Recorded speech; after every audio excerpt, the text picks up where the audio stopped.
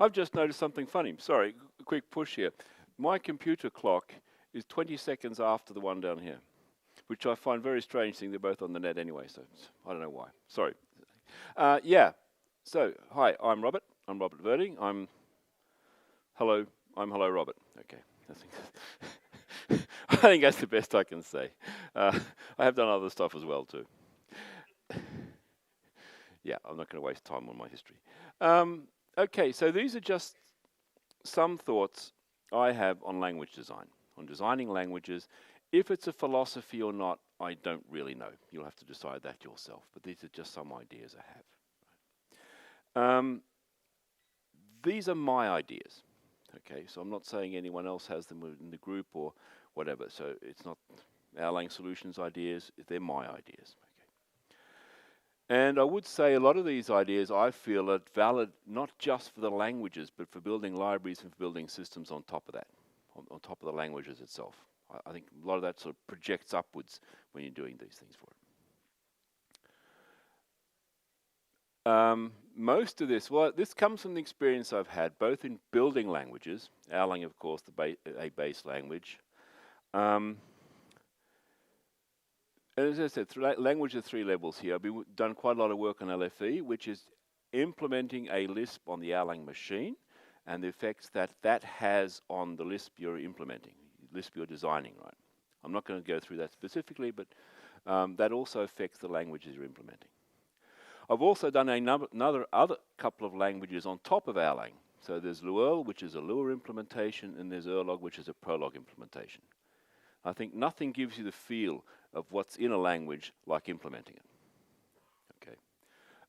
When you learn a language, you can learn more or less selective bits. If you're implementing and you have to get everything. And then you can really see how things fit together or don't fit together inside the language. Also, it's on a lot of other languages I've used. So I think I'm pretty common, like most other programmers, I counted out somewhere between 11 to 13 languages, if not more, depending on how you want to include them and how many you want to make back together as one language. And I'm guessing this is pretty common for most programmers, to be honest. So you get a lot of effects. How do other languages do it? How do they work? What you find good about them, what you find bad about them, etc., etc. So this is a lot where this comes from. So yeah, as I said, some of this will be a philosophy, some will just be some ideas I have, some will just be sort of guidelines or advice, or however you want to put it. And there are a couple of ones I think are extremely important here. And that is you should provide tools in your language for doing stuff. You should not provide solutions. Right? Tools are what you give so people who are using your language can build things. And again, it's the same with your libraries and stuff. They provide tools. And then when someone's using that, they can use that to build what they want. Okay. And if you start providing solutions, well, 2 things can happen. Either you can have very specific solutions to specific problems, or you can start trying to build in more general solutions which everyone can use. And if you're going for specific solutions, once you start, you'll keep adding more of them. Someone comes up with something, you'll add a solution to that. Someone will come up with another one, you add a solution to that, etc. That gets messy. The alternatives, I want to make the solution. Then that will become very messy because it's going to have to handle all the cases everyone can dream up about it. Right? So you might end up with one function which does about 30 different things depending on the combination of arguments you give. This also applies to actually to libraries. So, I mean, if you define a library with one function in it that does a lot of different things, then you will have various options and combinations of options doing different things for it. An example is the RE library in Erlang, which has a run function. And what the run means depends on all the arguments to it. You could have specific ones there. So yeah, both of these you have to be very careful with. And I think the basic idea is you should not put solutions into your language. You're not out to solve people's problems. You're out to give them a good set of tools so they can use to solve their own problems. They're the ones who know what the problems are, and they're the ones who have to solve them. You can give them the toolkit.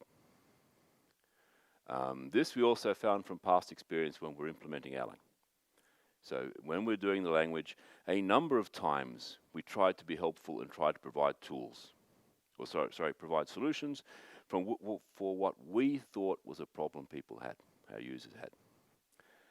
And generally we were wrong. Okay, we would make a very nice tool, we would give it to our users, we'd ask them could they use, solution, we'd ask them could they use it, and they'd come back and say no. And what had generally happened, we'd misunderstood what the problem was, so our solution wasn't helpful. So back to tools, make tools instead. I think this is one of the things we actually succeeded with in the Erlang language. If you start looking back at it, we managed to do this very well, for other points of view as well too. Another one here is I've got is, don't be nice to users, okay? Okay, that might sound a bit cruel, but perhaps it's slightly better than say, be very careful when making changes suggested by users to your language, right? We'll see more about how this works in later, but be very careful with this. So why? I mean, here you have your users, they've come up with suggestions and ideas. Why should we be very careful using those? And there are a couple of reasons. A typical one is a user comes up with, or users come up with a suggestion they want in your language or in your system, in your library, and they often don't see the whole picture. They see what they want to do, and they will not see how this is going to interact with other things that might be in the system. Okay. That's very common. That's nothing surprising. So there's nothing strange to this. They often don't know what they really need. I don't want to sound too knocking here, but they often don't. They often come up with an idea what they think they want, but they really don't. And often they want help with a solution, not solving the problem. This comes up, they've thought of what they think the system does, and then come up with a solution to those problems, what they think the system is actually doing, and not to a problem with it. I know this might sound a bit cruel, but it's quite often this way. Same thing if you're doing consulting, you'll find the same thing with users here. So now, I hope our Erlang solution clients won't get too angry about this, but yes. So you don't want to help them. You don't want to give them solutions, right? You want to help them, yes, but be very careful when they come with suggestions and really start considering how it affects what you're doing. Now, when I was told when I was doing this, I was told I must include pictures in my presentation. And those who've seen my presentation before know I don't have pictures, right? So I've included a picture. There, that's the cat, right, yes. And this is the no cat. This is the cat that says no when you come and ask me for something in one of my languages. He's going to say no, right? This is the no cat. Okay. It's the no cat. Okay. So we'll go on. So that's one thing. Yeah, I must stress, it might sound very cruel, but I think in the long run for most people, you have to be very careful when you accept suggestions. So now we're getting something positive. I think the most important thing is the question here, right? What problem are you trying to solve in your language, and why are you implementing the language? Of course, there are a number of reasons you might be implementing the language. For fun is a good one. I appreciate that answer. I can see the benefit of this. But typically, there'll be a reason for implementing your language, right? Okay, nothing strange here. And I would say the most important thing is decide on what you're trying to solve, what problem you're trying to solve with your language. Work that out. And that's not always trivial. It might be quite difficult to do it. You might want to end up trying to solve all the world's problems. It doesn't work, but just work out what it is. And when you've done that, focus. Focus on that. Don't lose focus from what you're trying to do, and don't get sidetracked. Okay? So I'll stress here again, focus, focus, focus. Once you start wandering, it can be very difficult to stop. And you will find in quite a lot of language and quite a lot of systems, you'll find that there are a lot of good ideas in there, but they're just wandering. You might have the original focus, but so someone comes up with a good idea, so that's added. Someone comes with another good idea, and that's added, etc., etc., etc. And if you look at each of these ideas, they might be perfectly fine, but the total will become a mess, right? So be very aware, focus on what you're doing, and stay with that. And be prepared to say no to things that go outside it. You will not make a language that can handle everything. If anyone tries to do that, they'll fail, right? So for example, on the Erlang side, we did not try to make a language that handled everything. We had a specific type of use case we were after, and that's the language we were focusing on. And that's what we did very well, I would say. So focus, focus, focus on things, right? Okay, so when you're designing a language, I would say semantics is king. That's really what it's all about, really. It's the semantics of the language which determines its usefulness. It's what it can do is whether people can use it or not. Right? If it does something useful, then people can use it, otherwise they cannot do that. It's the semantics that's the important thing about it. And this is not always easy. I'm not saying this is easy. I'm not saying keeping the focus is easy. I'm not saying working out the semantics is easy, but you have to do it to decide somewhere. And yeah, that can be very difficult. So my next point here is syntax. And as you will see, I've got some contradictions in here. So yes, syntax is irrelevant, but no, it isn't. Right. So what do I mean here? I would say here, going completely bonkers because you have a syntax that doesn't look like XXXX is just ridiculous. Sorry, I cannot understand that. I cannot understand that view, right? You've got a manual. Read the manual. I mean, get a life. There's a manual. Read it, right? If I want to know what something looks like, I open the manual page, looks like that. Bum, bum, bum. Right, fine. Why worry? If I want to know something else, I look at the syntax. It's all there. I mean, it's not, sorry, I get very worked up about this. If you're going to complain about something, okay, what I'm not saying is that all syntaxes are good. I'm not saying I'm liking all syntaxes. I'm not saying all syntaxes are good, but I'm saying that if you're coming to a language which you find, for some reason I want to learn this language, the syntax is in the manual, read it and do it. There are other things you can complain about. You can complain about the semantics. You can complain about, is it doing what I'm expecting it to do, what it claims to do? Is it doing what I want it to do or need to do? That's something else. But the syntax, God, no, sorry. Getting back, I know a lot of people complain about the Erlang syntax. But seriously, when people start using it, after about 2 days, they've got it.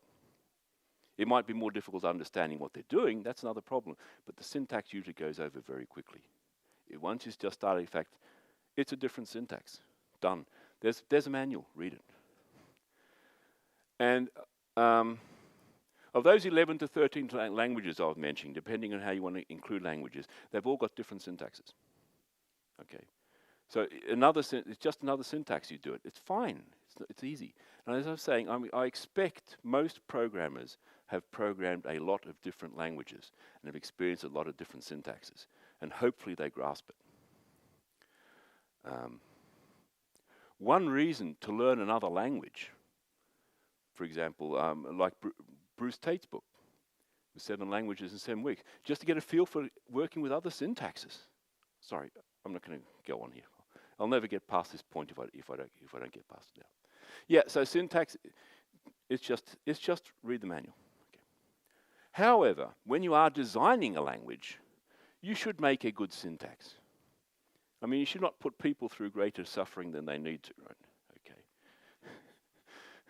Well, they might have to pick up and try and understand what you actually mean. You shouldn't make the syntax worse than it has to be. But I don't see the syntax as a reason not to use a language. Okay. There are plenty of other reasons you can find for not using a language. I mean, if we're talking Erlang here, there are plenty of reasons for not using Erlang, but I don't see syntax as one of them, to be honest. But we're talking on syntax here. I should say one thing. The syntax of a language should reflect the semantics in some way. If you're doing something, say a functional language, it should be very easy clear to see what the functions are returning, what data they're returning, because they're always returning something, right? For example. If you're making an object-oriented language, where you're working on objects and working with modifying objects, then the syntax should clearly show that that's what you're doing. Again, this is self-evident, I would say, but make sure that your syntax, if you're designing a language, the syntax reflects what the language is supposed to do. And that gets down to the second one here, that if you're designing a language and you want to borrow the syntax of another language to work with, fine. But be careful if you're borrowing the syntax from a language with different semantics, because hopefully that language's syntax reflects its semantics, and I've got different semantics, hopefully that shouldn't fit together. And doing that, you can lead to problem. You might end up having to munge the syntax, work with it, change it, or whatever, just to get it, or you just get it does what you hope it to do, but not what people expect it to do, which is very bad. So these are some points there on it. That gets on to, so okay, here are some personal things I'm going to do. Avoid providing alternate syntaxes for the same thing. Don't make things unnecessarily complex, right? If I have a thing, give it a syntax that provides that thing, give it one syntax for doing it.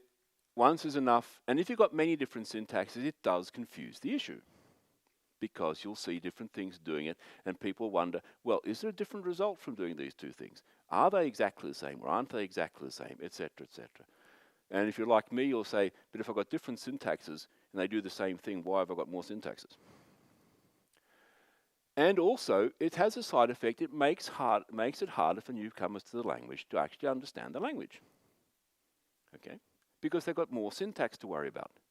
And yes, I'm saying syntax doesn't matter, but it can make the learning of the language easier or more difficult. And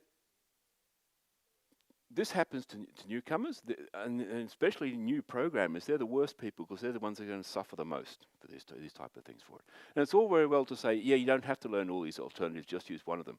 That's fine if they're writing code. But when they're reading code, they're going to see all the alternatives. You just do that. So don't provide alternate syntaxes. Okay. And a corollary to that is, of course, avoid adding syntax for special cases. Again, you're just more syntax to learn. You're not providing anything new, and it just confuses the issue. And yeah, I know I can give a special syntax and I'll save a few characters and stuff like this, but it's not worth it. There was, I think, a suggestion for Lua. One guy in the Lua list was suggesting. I think it was last year or the year before. He had worked out the syntax. So, if you don't know, the basic structured data type in Lua is a key list. It's a key value table. And there's a syntax for writing down a literal key value table. And for every key value pair, you separate that either with a comma or a semicolon. Again, they shouldn't have alternates there, but they do. I can survive it, sort of. And he had suggested that, okay, if he changed the syntax like this, he could avoid having to put the comma or the semicolon between the separate key value pairs. Unfortunately, it wouldn't work all the time, so sometimes you'd have to use it. And doing this, he could save between 200 or 300 characters in his files. Right? Yeah. Don't. It's not worth the effort. It makes things harder to read. And I seriously believe, yes, I don't like typing very long things, but I like to be very clear what I'm seeing, what I see, what I'm typing, and I want clear for other people reading what's going on. So yeah. Getting on here. Okay, whoops, what happened now? Sorry, something popped up on my screen. We'll go back. There we go. Yeah, adding features. Again, this is getting back to listening to users and adding features. Be very generally here, whether they come from other suggestions or from yourself, be very restricted about adding features to a language. Okay. So I've got two wonderful quotes here from Richard O'Keefe. And this is very true, both of them. Because there is no feature that is not a limitation on something else. So every time you add a feature to a language, you're going to be restricting something else. If only the possibility of adding other features to it, or interaction between features. Quite generally, the more stuff you add, the greater chance you're going to get interaction between them. And then you'll get very strange behavior. And there comes a point when throwing new features to language is a bad idea. It's time to stop and redesign from the beginning. Possibly keep the VM as backwards compatible. Okay, that's the ultimate, right? You've added so much crap to your language, you just throw it away and start again. And you'll see this in some languages. I mean, if you look in Common Lisp, the format function, you can basically run a whole program as options inside a format function. I'm not saying it's readable, but you can do it, right? And they find that in a lot of other languages as well. Scala, someone was saying there's over 2 pages of operators in Scala. I'm not exerting about the, someone said that. I've seen a long list of them, it's about this long, right? Pardon? Thank you. It's a lot more than 2 pages. Okay, someone's missed the point somewhere, sorry. That means I'm going to see all these operators somewhere and I have to learn them all. Even if I don't use them, other people will probably use them. So yeah, don't put new features in there. Okay. This is not really part of any philosophy. It's just some easy advice, I think, here. It's much harder to change something once it's been released.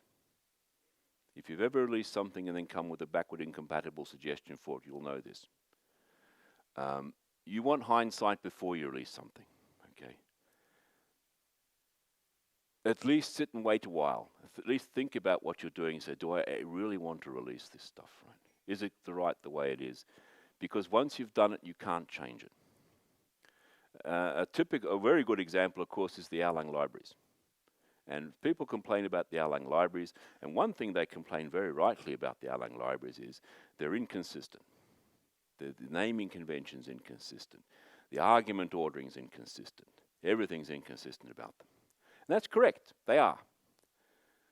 And people complain about that. But when we come back and say, yeah, yes, it's inconsistent, we'll change it, they complain even more. Because you've got the stage you can't change it, because people are using it. And it's one thing if you break something someone wrote yesterday, it's something different if you break something they wrote 5 years ago and their whole company's dependent on it. So you can't do that. So think first before you release stuff. Take a day or two just to consider, is this interface really good? Do I want to put my name on it, right? Or not, right? Take things. And yeah, I can't stress that. That was something we missed, okay? I'll admit that. Another thing we missed was what came up in Sean's thing about the variables presentation. Why didn't we put in variable scoping in the language? I know we discussed it backwards and forwards to have variable scoping. We don't have variable scoping. We decided to keep it like it was, more or less, and not change things. But I think that was a bad decision because it makes things difficult to understand. It also is different from most other languages, which can be a problem for people. You don't have to make things more difficult than they're necessary, right? Another point is, if you're making a language or a library or something, and you'll make a number of choices in that, document why things are what they are, right? Not just what they are. You can write a manual saying, but why have you done this? Why have you made this choice, selection of choices for things, right? We didn't. Unfortunately, when we were doing Erlang, we did not do that. And I was talking to Joe a number of years ago, and we never wrote down why. And he still thought a bit and said, yeah, no, we didn't, did we? And the reason was, well, the reason we didn't do it was we've been discussing these things, Joe, Mark, and I, for so long, that we felt they were all self-evident. Of course you do it this way. Why would anyone want to do it another way? So why bother writing it down? Of course, other people didn't think the way we did. And it's a problem. I don't know if you looked at it. If you look at the Erlang concurrency model and the error handling model, everything there is asynchronous, except for certain cases of link and unlink, which came later. So certain times when you call link, you'll get an error. Other times you'll get an exit signal, an exit message, exit signal coming back. Originally it was always the signal. But someone, I don't know who, decided that you want to be a bit helpful. Again, don't be helpful to users. Decided that in some cases it would return an error. So now you've got 2 different cases to do that. So being helpful here was directly against it. And the original idea was everything's asynchronous in the concurrency in the model. And we had thought a lot about this. Again, we never documented why, but we did. Well, why it was like that, but it was. One reason we did it was for distribution. So we didn't implement distribution. That was Klaus Wikström, who came later, did the actual distribution implementation of everything. But we'd been thinking a bit about, if we go distributed, or when we go distributed, how would we want it to look? And then we arrived at the thing that keeping everything asynchronous would be better over distribution. Synchronous stuff over a network is difficult, right? It's bad enough being asynchronous. Being synchronous is difficult, right? So that's just some examples. We did actually think of some things. Some things we didn't think about, and everyone's still paying for it. Some things we did think about. So yeah. Another point I have is, which I think is very important, be consistent. I know it sounds easy and so on, but just be consistent. What I mean, if something looks the same, it should mean the same thing, right? If you've got two things which should look like this is the same thing, they should be the same thing. And if it means two things mean the same thing, they should look the same. I know some of these things, when you start thinking about them, are so self-evident, you sort of wonder why worry about it. But they're very easy to forget about. So one thing I can say, Erlang, like other functional languages, the pattern you use to match against something is exactly the same syntax as you use to build it. That's done on purpose so you can see the same thing. If I've got to have something constructing a tuple, it should be the same thing that looks like something matching a tuple. There's nothing that tells you have to do that, but just doing it that way makes hopefully makes it easier to understand for people what they're actually doing. Right? So be consistent, work on it. I think keep it simple. Maybe I'm getting old, my memory's going, probably. But anyway, keep it simple. Keep things extremely simple. Avoid complexity. Complexity never wins, right? Keep things as simple as possible. Keep your language simple, right? Often you won't need more stuff in there. And as I say, you mightn't get all the cool features which you can get by adding things, but it will make it easier to understand what's actually going on, right? So I'm a great fan of keeping things simple for it. Get the simplicity, get the right things, make the basic ideas simple and leave it there. Don't add unnecessary features and keep things simple. I also say here, I think, be explicit. I know this is not always in, but I say it's better to be explicit, to explicitly write down exactly what's going to happen, what's supposed to happen, what you mean, rather than trying to do implicit stuff and let people try and guess what's actually going on. Be explicit about everything. It makes it easier to see what's happening. Yes, you might end up writing more code. Yes, it might be boilerplate code, but you're very explicit and someone looking at the code can see exactly what that's supposed to do. Okay, and what you mean it to do. It also has the benefit that you yourself are in a way forced to think about it. If you've got lots of implicit things happening in the background, you might know about it and you might not think about it. Again, this is the type of thing that will hit newcomers to the language or your system. If you know what's going on, yeah, I know it's going to do these bump things underneath and what's going to work. And I don't have to worry about no because I know, right? If someone else who doesn't know this, you might be giving them things they have actually no idea what's going on. And unfortunately, that does happen. So be explicit. Yes, more to write, but you can see exactly what it is. And I would say that often the boilerplate code you might have to add is generally very little compared to what the code that's doing the real stuff, right? It's generally very little. So yeah. We're getting on point. There's one thing here. You're writing your cool stuff. You're writing your fantastic application, your fantastic system, but someone has to maintain this later. I'm enjoying myself now, but what happens in a year's time, or if my product or the company I'm working on goes very well, 2 years' time or 5 years' time, this stuff has to be maintained. And following the previous rules like this will make those having to maintain your stuff, they'll love you for it. Because they can take the code, they can look at it, they can see exactly what's going on. And if you don't do it, they'll hate you for it. And I should say, okay, why should I worry about maintenance? Isn't the most important thing coming out with my stuff and building it and making some cool product? Not if you actually want to use this stuff over a length of time. I have one set of figures here, says 75 to 80% of the cost of the system is just in the maintaining. I've heard from other systems much higher. So anything you can do, if you're thinking in this level, anything you can do to help make the maintaining of the system easier will save your company money and make your system better and keep it going in the long run. So definitely do this. And all these things I've mentioned, I think, make it easier to maintain. We had some of these goals indirectly with Erlang. We had a goal to make the language as simple as possible, which it is. It's very simple. We managed to get the concurrency primitives and the error handling primitives down to a very simple set. If you think about it, there are 3 or 4 basic ideas behind the concurrency.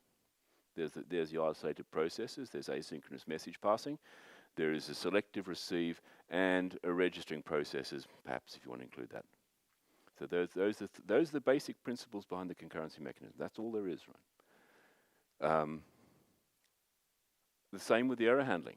It's links, it's exit signals, and it's trapping exits. That's it.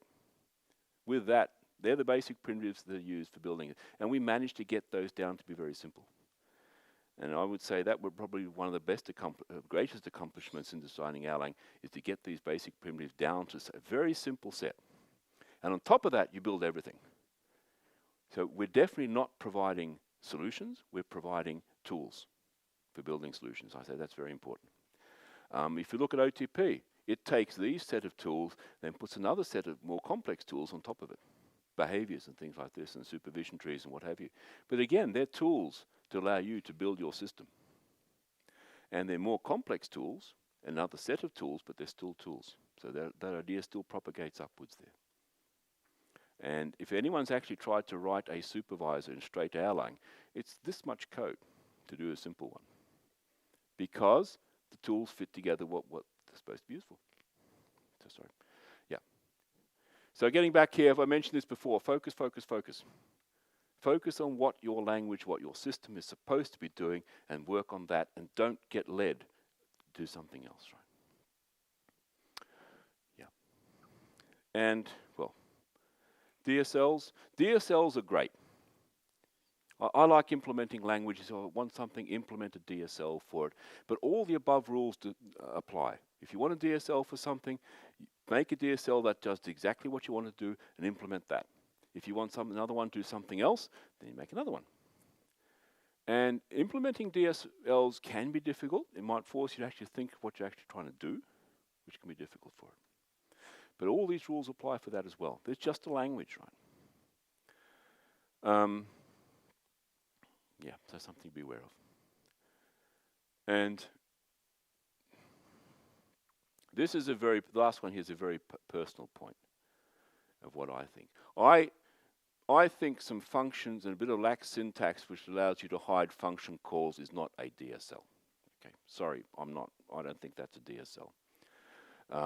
It might do some work, it might do something sensible. That's not the issue, but I don't think it's a DSL. And implementing language today in most systems is not actually difficult. Sean was showing some tools for doing it for it. I respect, is there a language which doesn't have support tools for building a syntax on top of it? Has some form of tokenizer generator or parser generators? Most systems have it. It's not difficult, trust me, to do that. And then you can make a real DSL, not try to hack something in and be cunning, right? Because that type of syntax will confuse other things. It'll make other things difficult to see because you're going to use that type of syntax for other places. And suddenly so I have things that are function calls which don't look like function calls the other way around. I'm not implementing a DSL. And you can be certain that if you provide this type of syntax things for it, people are going to use it. I can give one Erlang example, which I can say is not my fault. A lot of the syntax people hate is my fault. Sorry, okay. I'm the person behind the record syntax. So yeah. I like the record syntax, yes, I know. And people complain about, sorry, quick push here. People complain about the record syntax, but no one has come up with an alternative that works. So people have come up with alternatives that occasionally work, or sometimes work, but not always work. And so, sorry, the easiest way to keep the criticism quiet is just ask for alternatives, because you never get any. So yeah, and that's not a lax syntax. It's a very specific syntax. You can see exactly what it is. I'm working on records. It's a bit verbose, yes, but it's very explicit exactly what you're doing, even the equals inside it. So yeah. Yeah, so it's easy to find the syntax of new language. All the tools are there. You can find them, and you'll have exactly the same set of tools. Something that uses regular expressions to generate tokens. Something that uses a grammar, typically LR1 grammars to generate a parser. They're there. So yeah, they're all tools there. There's no reason not to design a language for it. I mean, Sean showed me a simple example of doing that, using the MERL package for it. That's it, doing a DSL for it. It's not difficult. So yeah, we're almost at the end. Yeah, so I would say my 4 things here from is the focus again. Focus on what you're actually trying to do and concentrate on that, and don't try and wander off the path. There are too many languages today that try and solve all the problems and end up being a big mess that aren't very good at any of them, right? It's the jack of all trades, master of none problem. Become a master of one thing and do that. Simplicity, make it easy to understand to see what's going on, make it easy to understand what's going on. Consistency, always, and be very explicit. Okay, they're my ideas. I could keep talking this for quite a while, but we'll leave it here. So that's that. And I can say, Bluetail, I'm sorry, but I just had to do this. Okay. Thank you. Hopefully no one will ask me to put pictures in my talks anymore now. I've done this, I'll leave that. Okay, we have time for questions.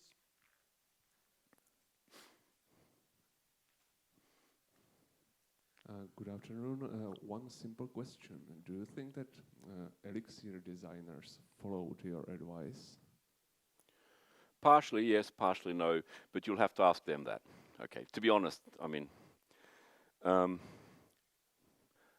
I have these set of rules, and even if you say, yes, I'll follow Robert's rules here, and Robert's suggestions, it'll be your interpretation of them. And I would guess that they find their syntax pretty simple. Okay, because again, what you find is simple is where you come from. Okay, so yeah, that's my view of it. That's a question you'll have to take up with them. But then again, I find the Erlang syntax very simple, and people complain about that. So I don't know. Lisp is even simpler. That's where you go, right?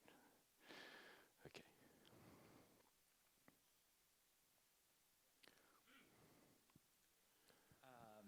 It's maybe a kind of newbie question, but are all the end-line syntaxes really necessary in Erlang? Because you have like the dot and the comma and the semicolon and sometimes nothing, and sometimes I mix them up, and it's, yeah. Well, first, handling commas, semicolons, and dots, think natural language. Okay. I mean, if you look at a natural language, how do you end a sentence with a dot? Okay, we could add questions, but that might be going a bit far, but you end it with a dot. What do semicolons do? They separate alternatives. Literally, that's what they do. What they do in Erlang, they separate alternatives. Yes, the semicolon is not a terminator. Commas, they do basically sequential things for it, and you don't end with it. As I said, yeah, I don't have problems with that. I know people have problems with the semicolon not ending things like they do in the XXX or the JXXX language group for it, or C. I've written a lot of C, okay. I've written more. Actually, I like writing C, so I'm not going to complain, but I've written a lot of C. I'm quite used to C syntax. I personally don't find any problem going from the C syntax to the Erlang syntax. I personally find it much better that they are very different, because then I can see this is C, this is Erlang. I never get them mixed up. And I don't have any problems with the semicolons as separators instead of being terminators. I know there have been suggestions to add them, allow them to be terminators, but I don't see the point. Yes, I know it makes it easier if you're going to flip clauses. I find that by the time I've decided to flip a clause, the actual thing of doing the actual work of doing it is the thing which takes the least time, right? It's the time to work out if I'm going to do it or not. That for me takes more time. So yeah, I don't have that. Hi, Robert. You said how we get into these situations where the users are so dependent on the rigidity of something, like the APIs of the OTP libraries. Have you given any thought to the methodologies that might be able to be done when you want to make a change for the betterment of a library for consistency purposes and make that user experience more of an easier transition?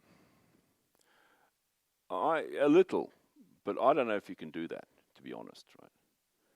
Yeah. I don't seriously know if you can do that. I would like to make the change, but I mean, you could pick a module, say lists, because lists is quite partially consistent, partially inconsistent, right? Well, some things look the same, some things. There are worse cases. Yeah, quick push here. I mean, sometimes you've got the thing working on as the first argument, sometimes the thing working on as the last argument, and sometimes it's in the middle somewhere, right? Yeah, it's not good. If you're doing some simple things, like doing a name changes or argument ordering changes, you can actually quite simply write a tool that would run through all the code to do that.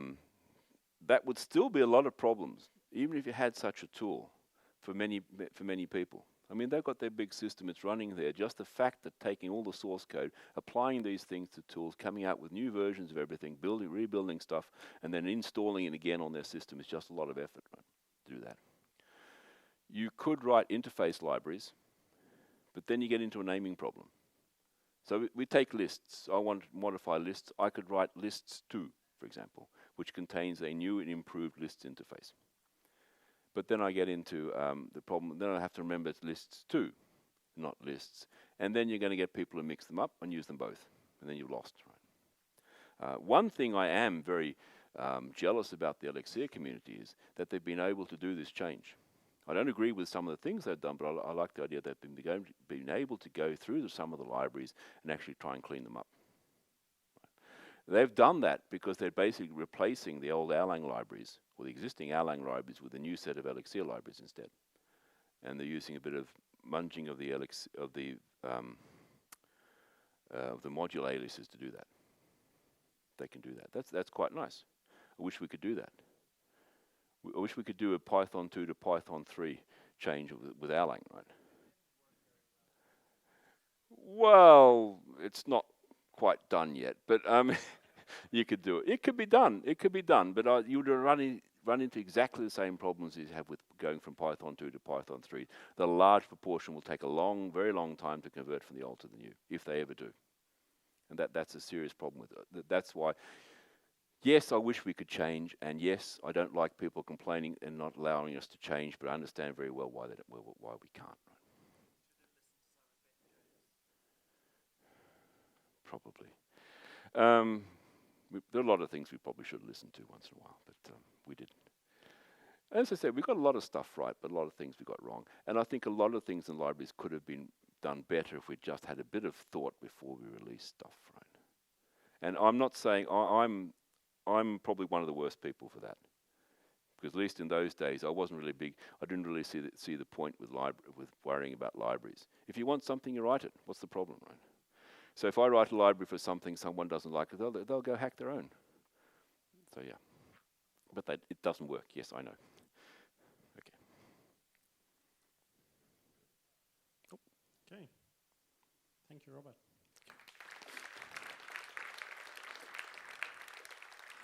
That, by the way, is Mars. I showed that last year. I still don't know if Erlang's on there. I still want to get Erlang in space. Right, thank you. That's it. I don't know anyone in NASA who can do this, who can put the system in there, right? I'll write it if they ask me, happily. But no. Oh well.